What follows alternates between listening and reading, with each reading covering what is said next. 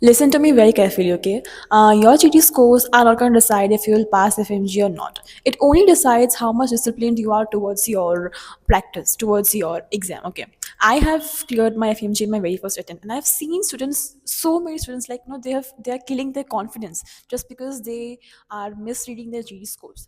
So watch this video till the end. I'm gonna tell you exactly what your GT scores really mean, what your GT scores are trying to tell you. So I'm gonna categorize GT scores like below 100.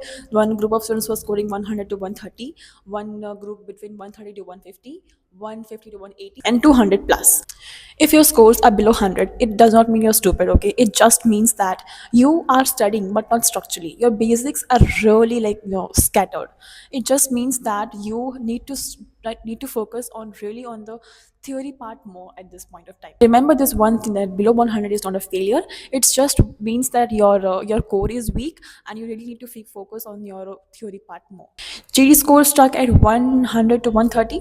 It doesn't mean that you don't know anything. It just means why is it stuck is because you are lacking in revision. You are lacking in a good timetable, structured timetable. It just means that you need to more focus right now. You need to focus more on revision part, as because you need to focus on revision part.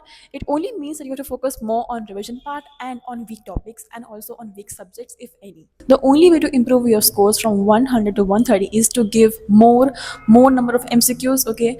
The another thing we can do is, like, analyze the GD properly, because you have to know what is a weak area, what is a weak topic. So third group of people are scores stuck at 130 to 150.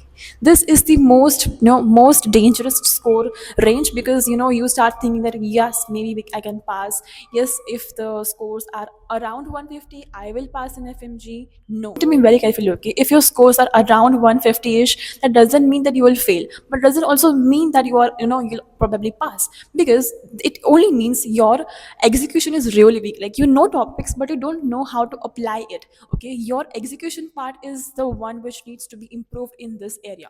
Fourth group is, if your scores are stuck between 150 to 180, you are close, you are safe. I'll tell you what you're messing up here, okay?